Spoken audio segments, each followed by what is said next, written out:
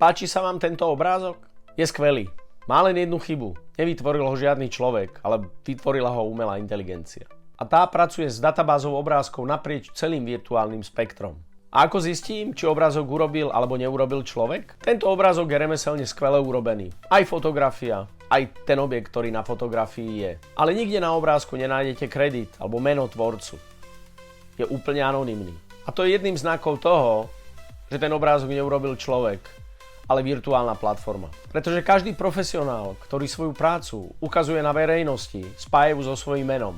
A to si potom môžete dohľadať a overiť, čo všetko tento človek ešte robil a či to je naozaj reálny umelec. A kto to vlastne je.